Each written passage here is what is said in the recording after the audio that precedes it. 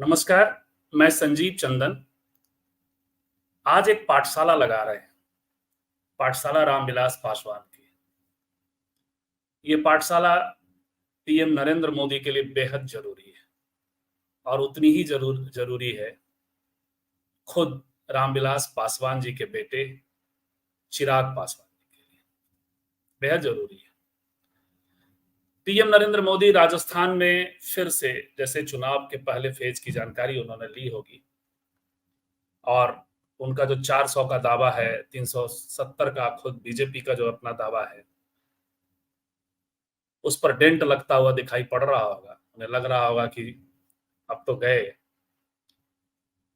सीटें नीचे जा रही हैं, 272 से भी नीचे जाती है। तो जो भारतीय जनता पार्टी का, पीएम नरेंद्र मोदी का खुद का, आरएसएस का जो ट्रस्टेड जोन है, उस पर पीएम मोदी आ गए। दुर्भाग्यपूर्ण है, क्योंकि मोदी अब सिर्फ मोदी नहीं है, गुजरात वाले मोदी नहीं है। मोदी अब हमारे प्रधानमंत्री हैं। हमारे प्रधानमंत्री का अर्थ होता है, भारत के प्रधानमंत्री का अर्थ होता है सभी जाति और समुदायों के प्रधानमंत्री। और सभी जाति एवं संप्रदायों का प्रधानमंत्री क्या बोल रहा है राजस्थान में, किस तरह से टारगेट कर अल्पसंख्यकों को और मुस्लिमों को एक तो झूठ फैलाते हुए और टारगेट कर रहे हैं वो अल्पसंख्यकों को और मुसलमान। सारी सच्चाइयां जानेंगे, रामविलास जी की पाठशाला भी लगाएंगे। सबसे पहले सुनते हैं मोदी जी ने क्या कहा था। देश की संपत्ति पर पहला अधिकार मुसलमानों का है। इसका मतलब ये संपत्ति इकट्ठी करके किसको बांटेंगे? जिनके ज्यादा बच्चे हैं उनको बांटेंगे। घुसपैठियों को बांटेंगे। क्या आपकी मेहनत की कमाई का पैसा घुसपैठियों को दिया जाएगा? आपको मंजूर है? ये कांग्रेस का मैनिफेस्टो कह रहा है कि वो माताओं बहनों का सोने का हिसाब करेंगे, उसकी जड़ती करेंगे, जानकारी लेंगे और फिर उस संपत्ति को बांट देंगे। और उनको बांटेंगे जिनको मनमोहन सिंह जी की सरकार ने कहा था कि संपत्ति पर पहला अधिकार मुसलमानों का है। भाइयों बहनों, ये अर्बन नक्सल की सोच, मेरी माताओं बहनों, ये आपका मंगलसूत्र भी बचने नहीं देंगे। यदि प्रधानमंत्री पद का कोई अपमान नहीं होता हो तो इसे दुष्टता कहते हुए इसको यदि नवाजा जाए तो कम होगा। प्रधानमंत्री पद का अपमान हम सब नहीं कर रहे हैं, प्रधानमंत्री पद का अपमान खुद पीएम नरेंद्र मोदी कर रहे हैं। कांग्रेस का मैनिफेस्टो क्या कहता है?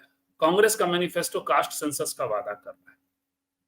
उसके बाद उसमें वह कहा गया है कि वो फाइनेंशियल सेंसस भी करेगा, पता लगाएगा किसके पास ज्यादा धन है।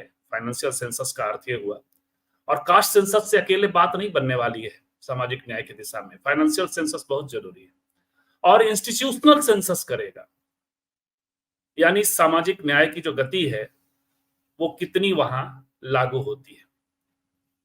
अब चूंकि दिक्कत यह है मोदी जी के साथ कि जैसे ही फाइनेंशियल सेंसस की बात हो रही है तो अडानी अंबानी को संकट होगा, ये पीड़ा पहुंची होगी।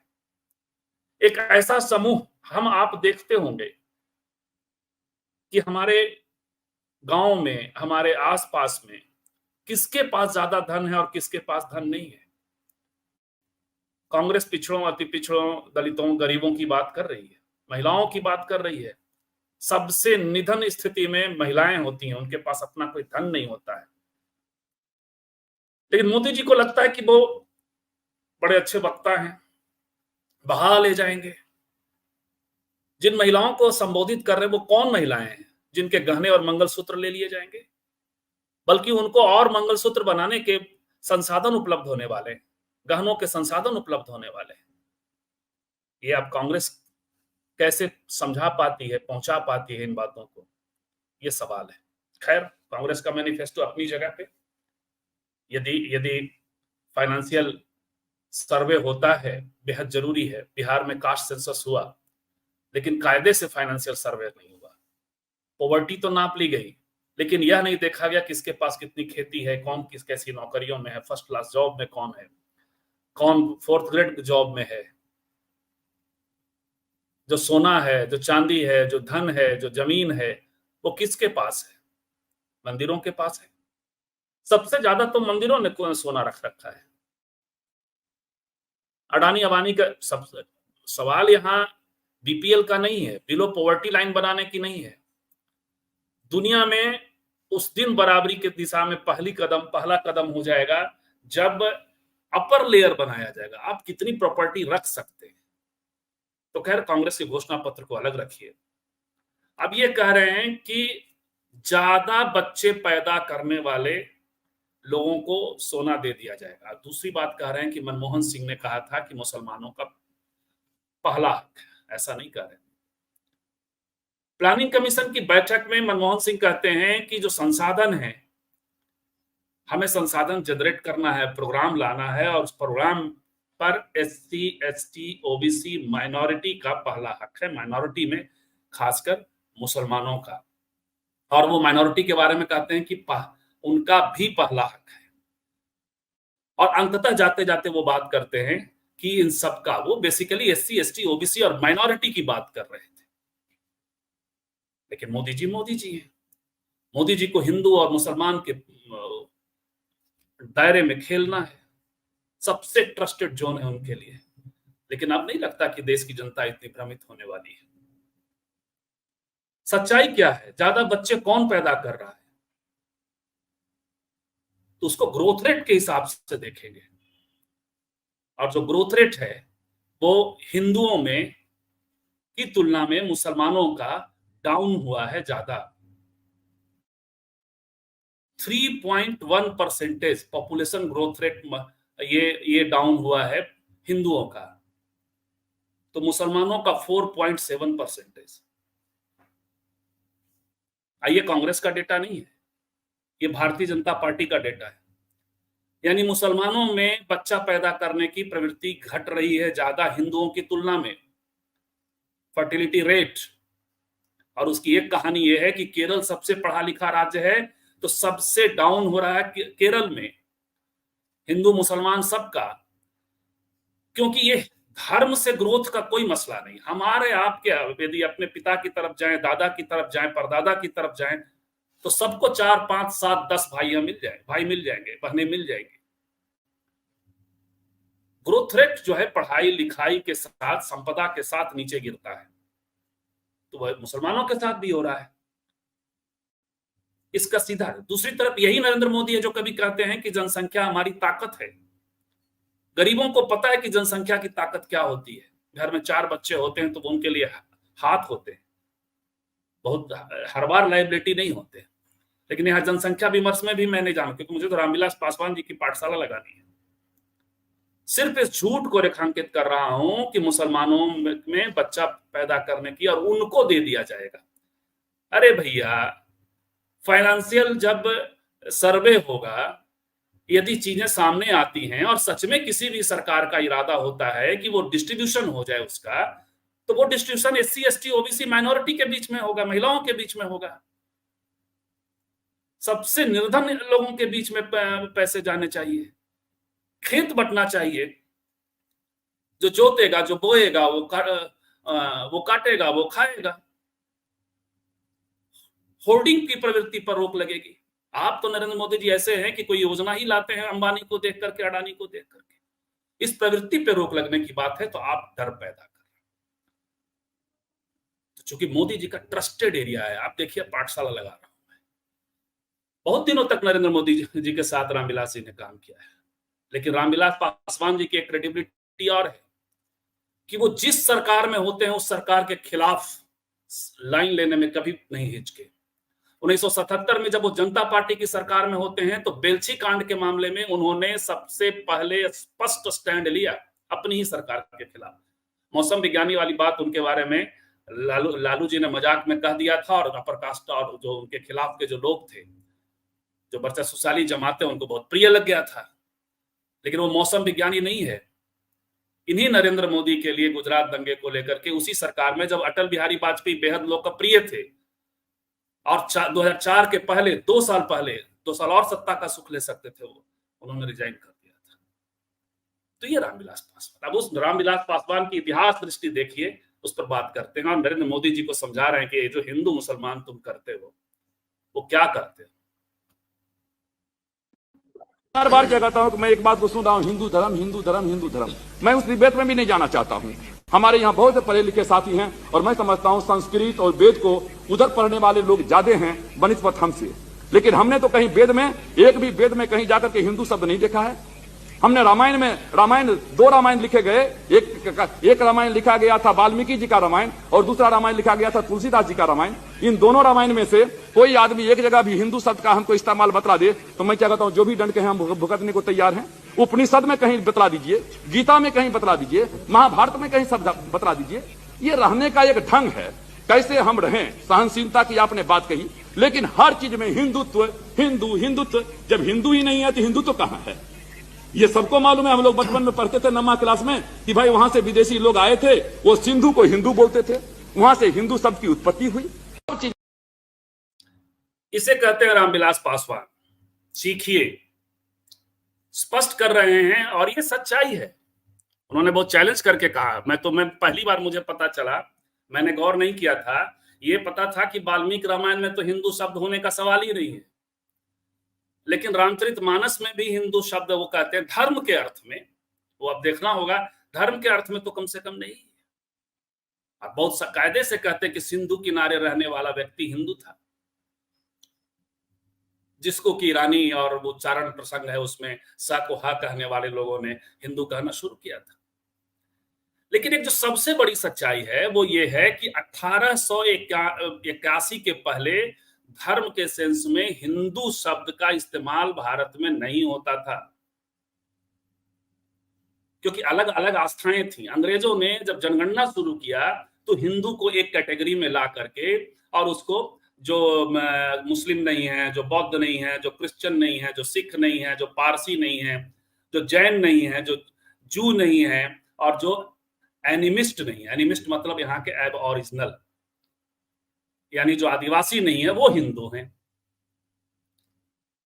तो जब ये हिंदू कैटेगरी डाली गई तो सबसे पहले यहाँ के ब्राह्मणों ने मना किया कि मैं हिंदू होने से इनकार करता हूं।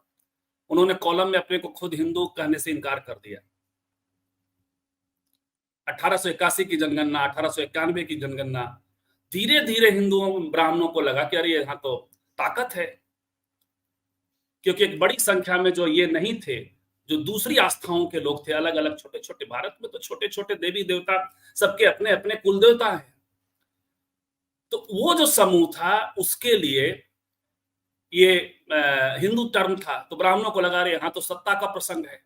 तब जाकर के लगभग 2011 की जो जनगणना होती है वहां तक आते आते ब्राह्मणों का कॉन्सेंसस बन गया कि खुद को भी हिंदू टर्म में डिफाइन करना है, उस कॉलम में लेकर के आना है। इसमें आर्य समाज की बड़ी भूमिका रही, जहां सत्ता वहां ब्राह्मण। यदि हिंदू इतना एब्सोल्यूट टर्म था 1881 के पहले तो है ही नहीं, और यदि इतना ही एब्सोल्यूट टर्म था तो डॉक्टर बाबा साहब अंबेडकर तो अपने को अलग करके अलग सेपरेट इलेक्टोरेट मांग रहे थे।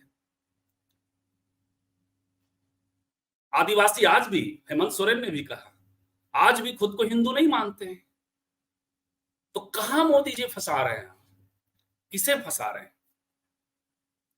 रामविलास जी के जो सुपुत्र हैं चिराग पासवान साहिब, वो तो भक्त हो गए, वो हनुमान हो गए। लेकिन इतिहास बोध जो रामविलास जी के पास है, कम से कम चिराग पासवान वो भी देख लेते, उससे उनसे भी सीख लेते। और मोदी जी आप तो खैर सीखने से ऊपर है। आप डेलिब्रेटली जो हिंदू मुस्लिम के पिच पे ले जाना चाहते हैं चुनाव को, चुनाव ही नहीं पूरे सामाजिक सांस्कृतिक समीकरणों को जो आप लेकर के जाना चाह रहे हैं, जो उथल पुथल मचाना चाह रहे हैं, वो बेहद निंदनीय है। आप प्राइम मिनिस्टर हैं, याद रखिएगा। आइए आपको रामविलास जी का और एक भाषण सुनाते हैं। इसके पहले थोड़ा चिराग साहिब को देखते हैं, चिराग साहिब क्या कह रहे हैं। दशकों से राम भक्तों ने जो सपना देखा था, आज वो सपना पूरा होने जा रहा है। यकीनन जहां मैं हमारी न्याय प्रणाली को इसका श्रेय दूंगा, वहीं इस इच्छा शक्ति के लिए हमारे प्रधानमंत्री आदरणीय नरेंद्र मोदी जी को भी ढेर सारी बधाई शुभकामनाएं दूंगा। इन्हीं प्रधानमंत्री में वो इच्छा शक्ति थी कि इतने रिकॉर्ड समय में इन्होंने इतना खूबसूरत भव्य राम मंदिर का निर्माण यहाँ पर कराया। मैं मानता हूं कि इस कलयुग के दौर में एक नए त्रेता, जहां करोड़ों लोग इस पल का साक्षी बनने के लिए तरस रहे हैं, ऐसे में कुछ ऐसे दुर्भाग्यशाली भी हैं जिनको आमंत्रित किया गया पर उन्होंने अपने, ये दुख है। काश रामविलास जी की थोड़ी सी परंपरा लेकर के चले होते, सामाजिक न्याय की परंपरा लेकर के चले होते। हर उस मोड़ पे उन्होंने सत्ता को चिताया है, जब जब एंटी पुअर, एंटी दलित, दलितों के खिलाफ, गरीबों के खिलाफ, महिलाओं के खिलाफ सत्ता गई है। गलत नाम उनके साथ जोड़ दिया गया था, मौसम विज्ञानी। मैं निजी तौर पे जानता हूं चिराग पासवान को, मैं कई बार मिल चुका हूं, 1-2 बार, उन्हें याद नहीं होगा। मैं उनके पिता के इन्हीं विचारों को सहेजना चाहता था। अब किताब हम लोग ला चुके हैं। उनकी कोई रुचि नहीं थी, पिता की इस विरासत में कोई रुचि नहीं, वो हनुमान हुए जा रहे हैं। जरा रामविलास जी को सुनिए, चिराग जी आप भी सुनिए, और मोदी जी को तो सुनना ही चाहिए। ये दोनों ही भाषण हम 1998 के उनके दिए गए भाषण से सुना रहे हैं। हम यदि प्रयोग होता है तो आवेश में होता भी है, तो ये मैं समझता हूं कि ये सही नहीं है। और यदि हम ठंडे दिमाग से चलेंगे तो हम देखेंगे 7 पीढ़ी, 8 पीढ़ी, 9 पीढ़ी, 10 पीढ़ी चले जाइए, एक भाई एक ही परिवार का हिंदू है, दूसरे परिवार का मुसलमान है। फिर ये कहना कि बाबर से ही शुरू हुआ है। बाबर जब देश की गद्दी पर आया था तो देश की गद्दी पर कौन राज कर रहा था? इब्राहिम लोदी राज कर रहा था। इब्राहिम लोदी कोई हिंदू नहीं था। इब्राहिम लोदी के पहले खिलजी वंश था, खिलजी वंश के पहले तुगलक वंश था, तुगलक वंश के पहले गुलाम वंश था, गुलाम वंश के पहले मोहम्मद गोरी था। 1100 ईस्वी से चला और आज हम इस नतीजे पर पहुंचे हैं। इसलिए अब क्रिश्चियन है, अब क्रिश्चियन जो है, अब संगमा साहब हैं, तो संगमा कोई क्रिश्चियन को कहा दे कि अंग्रेज के औलाद हैं, तो कौन बर्दाश्त करेगा? कि कौन है क्रिश्चियन? आदिवासी हैं। कौन है क्रिश्चियन? 60% क्रिश्चियन में दलित क्रिश्चियन है। चुंडूर की घटना घटी थी, कोई आदमी नहीं जान पाया कि चुंडूर की घटना, जब हम लोग वहां से न्याय ज्योति लेकर के चले थे तो चुंडूर का दलित है कि दलित क्रिश्चियन है, वो क्या कहते हैं कि क्रिश्चियन है। तो ये साथ जो क्रिश्चियंस हैं, एक भी कोई गोरा आदमी क्रिश्चियन नहीं है। सारे के सारे क्रिश्चियन जो है कन्वर्टेड हैं, या तो आदिवासी से कन्वर्टेड हैं, या तो बैकवर्ड क्लासेस से कन्वर्टेड हैं, अपर कास्ट से भी हो सकते हैं, कन्वर्टेड हैं। तो आज हम जिस उद्देश्य को लेकर के हम ऐसे झगड़ा कर रहे हैं कि जैसे कोई क्रिश्चियन जो है विदेशी हो गया हो। सिख है, सिख धर्म की स्थापना हुई थी, केस, कंघी, काड़ा, कृपान, कच्छ, 5 क से लेस करके सिख धर्म की स्थापना हुई थी। और उस सिख धर्म की स्थापना में सबसे बड़ा भाई सिख होता था और छोटा भाई हिंदू होता था। एक ही परिवार का ये बड़ा भाई सिख, छोटा भाई क्या कहते हैं कि हिंदू, और वो सिख धर्म की स्थापना की गई। हाँ, कौन है? तो तोहरादी हैं, बादल हैं, बरनाला हैं, सब एक ही कम्युनिटी के हैं। जाट हैं, कोई मजहबी सिख है, बूटा सिंह जी हैं, कोई इसमें कौन विदेशी है? हिंदू सिख का दंगा हो रहा था, हम उसके सफर हैं। हम देखे थे, हमारा घर था 12 नंबर राजेंद्र प्रसाद रोड में, हम थे, कर्पूरी ठाकुर जी थे, हम लोग बचा नहीं पाए, किसी तरीके से हम लोग बच गए। 1 साल का हमारा उस समय में 1.5 साल का बेटा था, आज भी उस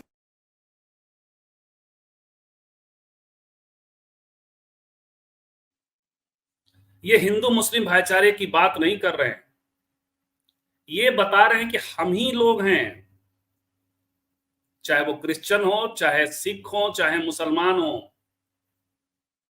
और वो ये नहीं कि इस देश के, वो सीधे साफ शब्दों में कह रहे हैं कि दलित समाज, ओबीसी समाज, साफ साफ कह रहे हैं कि हमारे 3, 4, 5, 6, 7 पीढ़ी नीचे ऊपर चले जाइए तो एक ही परिवार में एक मुस्लिम भी है, एक हिंदू भी है, एक मुस्लिम, एक सिख भी है, एक हिंदू भी है।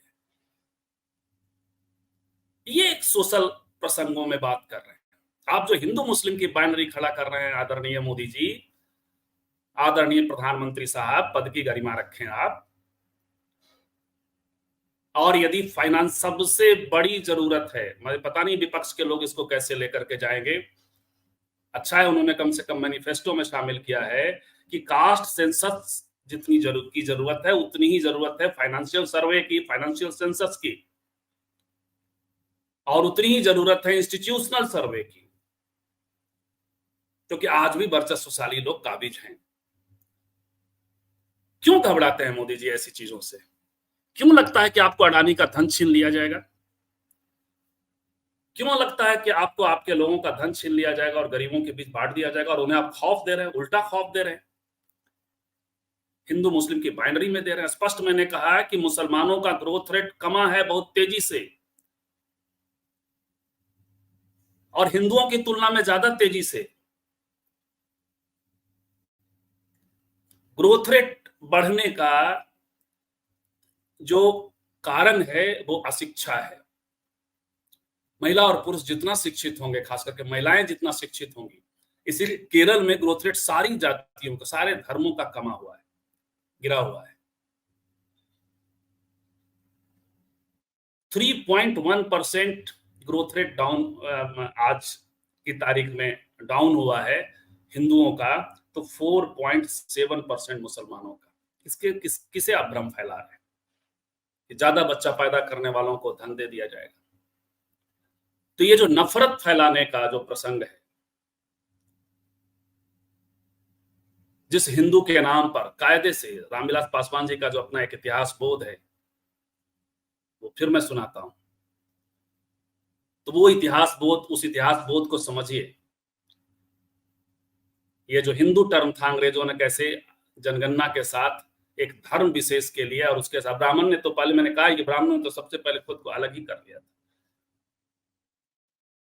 तो हिंदू मुसलमान की बाइनरी में मत बांटिए, और माननीय चिराग पासवान जी अपने पिताजी की लीगेसी लीजिए, वैचारिक लीगेसी लीजिए। हाथ में कलावा बांध करके हनुमान कहने से बात नहीं बनेगी। आप वैचारिक लीगेसी नहीं लेते हैं तो किस काम के हैं? हमने पहले भी एक वीडियो किया था कि कहा कहो छवि आपकी सुंदर दिखते हैं, स्मार्ट दिखते हैं। वो तुलसी जी का, तुलसीदास का ही वो लाइन है, भला बनाओ है नाथ, तुलसी मस्तक तब नवे जब धनुष मार लो बात। हम जैसे लोग तो आपको तब आदर देंगे, आपको नेता मानेंगे, जब आप रामविलास जी के सामाजिक न्याय की परंपरा की तरफ जाएंगे, उस इतिहास बोध से सीखेंगे। फुर्सत निकाल करके पढ़िए, उनके भाषणों को पढ़िए। आजकल पढ़ने की प्रवृत्ति घट गई है लोगों में, तो सुनिए।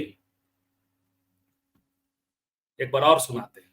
अब हिंदू धर्म, मैं बार बार क्या कहता हूं कि मैं एक बात को सुन रहा हूं, हिंदू धर्म। मैं उस डिबेट में भी नहीं जाना चाहता हूं। हमारे यहाँ बहुत से पढ़े लिखे साथी हैं, और मैं समझता हूं संस्कृत और वेद को उधर पढ़ने वाले लोग ज्यादा हैं बनिस्बत हमसे।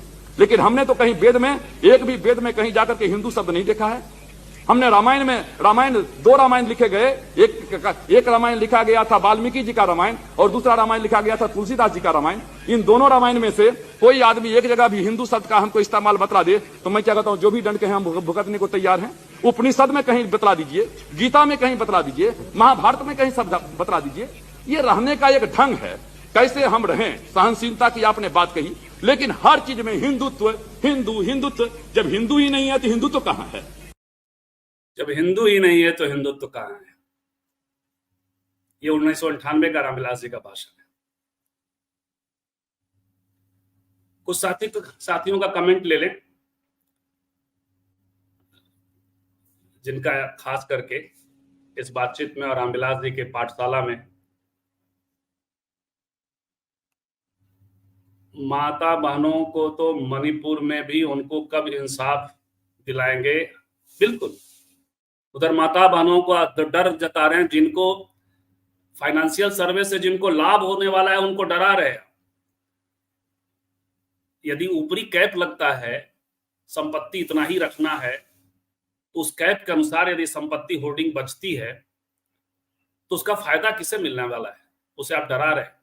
लेकिन मणिपुर की बहनों की तो आपको कोई चिंता, माताओं बहनों की आपको कोई चिंता।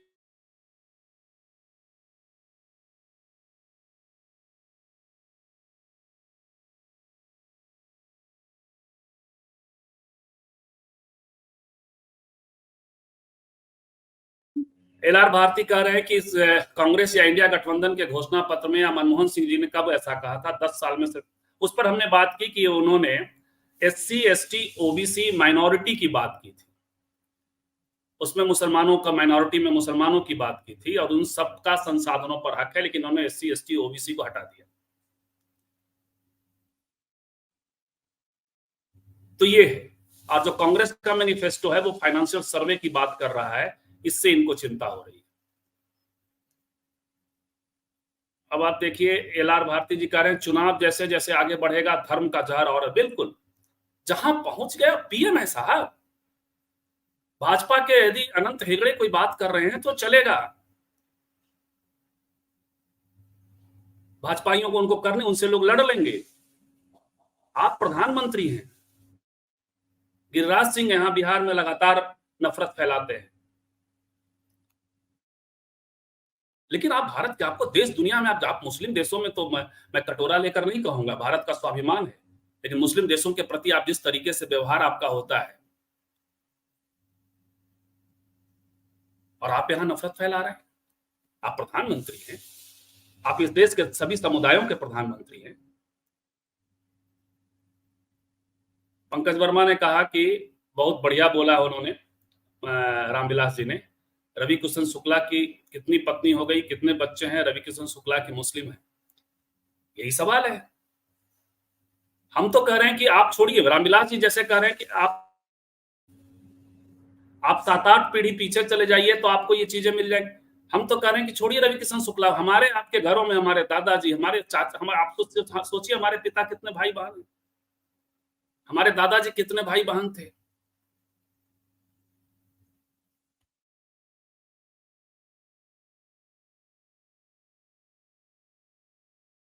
वर्मा एक महत्वपूर्ण बात कह रहे हैं कि अब बौद्ध रिसर्च बता रहे हैं कि सिंधु को हिंदू बताने वाली थ्योरी भी गलत है। हालांकि वो मैंने पढ़ा नहीं है, लेकिन स को, ये जो थ्योरी थी वो ये है कि स को चूंकि हा कहते थे ईरान के लोगों ने, और चूंकि उनके आने के पहले हिंदू शब्द का इस्तेमाल नहीं है, इसीलिए रामविलास जी कह रहे हैं कि वेदों में बताइए ना कहाँ है हिंदू, और वो हिंदू धर्म के सेंस में, ये सबसे महत्वपूर्ण है। धर्म के सेंस में 1881 में अंग्रेजों ने पहली बार जब इस्तेमाल किया तो ब्राह्मणों ने उसमें अपने को जोड़ने से मना कर दिया। जब ब्राह्मणों को लगा कि हाँ फायदा है, तो 2011 तक फिर वो आकर के अपने को हिंदू कहते हैं, और फिर वो हिंदू और हिंदुत्व और की बात करने लगते हैं, और हिंदू खतरे में आने लगता है। तब भी डॉक्टर बाबा साहब अम्बेडकर उनसे अलग लाइन लेते हैं, और दलितों के लिए, दलितों को हिंदू, एक तो बाद में वो बौद्ध होते हैं, वो एक अलग प्रसंग है, लेकिन दलितों के लिए सेपरेट इलेक्टोरल और माइनॉरिटी की बात करते हैं कि दलित माइनॉरिटी है। ये सच है, ये इतिहास है। मोदी जी सीखिए, रामविलास जी की पाठशाला में सीखिए। एलआर भारती कह रहे हैं कि सुप्रीम कोर्ट का निर्णय है कि हिंदू कोई धर्म नहीं लेकिन जीवन जीने का तरीका है। वही बात वो कह रहे हैं, अलग अलग आस्थाएं। खुद रामविलास जी जिस समुदाय से आते थे वहां कई तरह के अपने एक डीह बाबा होते हैं। यहाँ तो बाबा चुहरमल एक प्रतीक के तौर पे, एक अस्मिता के तौर पे, पासवान अस्मिता, दुसाध अस्मिता के तौर पे खड़े हुए। सबकी, सारी जातियों की अपने अपने अलग अलग देवता, और ये वो जीवन जीने की सच में एक पद्धति है। आप कैसे जीते हैं, कैसे आपका जन्म होगा, कैसे आपका विवाह होगा, कैसे आपका मुंडन होगा, ये आपका अंतिम संस्कार होगा, सारे दुनिया में तमाम जगहों पे अलग अलग जो कम्युनिटी होती है, अलग अलग जो समूह होता है, वो ये तय करता है। तो हिंदू इसलिए वो रामविलास जी कह रहे हैं तो बांटिए मत। यदि आप हार रहे हैं चुनाव तो शालीनता इसी में है कि हारिए, कोशिश करिए, अभी 6 फेज है, बचिए, कोशिश करिए, आप तीसरा टर्म ले लीजिए। अहम में मत जाइए, क्योंकि अहम को भारत की जनता ने, महाराष्ट्र में जब देवेंद्र फडणवीस ने कहा कि मी पुनः येईल, तो देवेंद्र फडणवीस को सत्ता से हटा दिया गया। और जब नितिन गडकरी ने कहा कि मैं वोट मांगने नहीं जाऊंगा, तो घर घर जनता ने दौड़ा दिया। तो आप यदि 400 और 370 का यदि आप दम्भ भर रहे हैं तो जनता आपको पैदल कर देगी, लेकिन वैचारिक रूप से पैदल मत होइए, लड़िए, विपक्ष से लड़िए। लेकिन देश में नफरत पीएम होते हुए, पार्टी तो आपकी जो करती रहती है वो करती रहती है। फिर से एक सांसद आपका उम्मीदवार, फिर से मैंने सुना कि वो कह रहा है कि आप जब तक 400 नहीं दीजिएगा, 272 में तो हम सरकार बना ही लेंगे, 400 दीजिएगा तो हम संविधान, आप कहते हैं हम संविधान नहीं बने। आप डॉक्टर बाबा साहब अम्बेडकर को भी चुनौती देते हैं, आप कहते हैं संविधान भी सनातनियों ने लिखा है। मत बोलिए पीएम, कभी कभी चुप्पी भी बहुत अच्छा होता है। जब शब्द चुक जाएं, जब आपके पास कोई कहने की बात नहीं हो, जब अर्थ चुक जाएं शब्दों के, तो चुप रहना अच्छा होता है। चलिए, तो हमने रामविलास जी की पाठशाला आज लगाई थी, मोदी जी के लिए लगाई थी, हम आप सबके लिए लगाई थी, खास करके चिराग पासवान के लिए लगाई थी, इसलिए इसी से जुड़िए। आप जहां हैं चुनाव लड़िए, उसका कोई मतलब नहीं है। चुनाव से ज्यादा आप जाने जाएंगे अपने वैचारिक स्टैंड से, ये कलावा बांध करके और होली के डांस से नहीं जाने जाएंगे। पिता के सामाजिक न्याय वाली परंपरा से जुड़िए, उनकी इतिहास दृष्टि से जुड़िए, ये बेहद जरूरी है। पहचानिए कि प्राइम मिनिस्टर क्या करना चाहते हैं, जिनके आप भक्त हैं। कल फिर मिलते हैं किसी और विषय पर, हो सकता है इसी के दूसरे पक्ष पर और दूसरे ओपिनियन पर वो लेकर के हम बात करेंगे कि यदि फाइनेंशियल सर्वे होता है, फाइनेंस की स्थिति क्या है आज की तारीख में, जो फाइनेंशियल सर्वे यदि होता है तो वो किसे जाएगा। जो पीएम मोदी भ्रम फैला रहे हैं, जिसे यदि मिलने का प्रसंग आया है, यदि दलितों, पिछड़ों, ओबीसी, ईबीसी, माइनॉरिटी और महिलाओं को यदि वो आसपास देखते, महिलाओं के साथ तो बहुत बड़ी दुर्घटना है। सबसे ज्यादा श्रम महिलाएं करती हैं और सबसे कम पूंजी उनके पास, सबसे कम कैपिटल उनके पास। तो ये सर्वे होता है तो बेहतरीन है। नमस्कार, आप सब जुड़े रहे, बहुत बहुत धन्यवाद। कल फिर मिलते हैं 11:30 बजे 0 आवर्स के सवाल लेकर।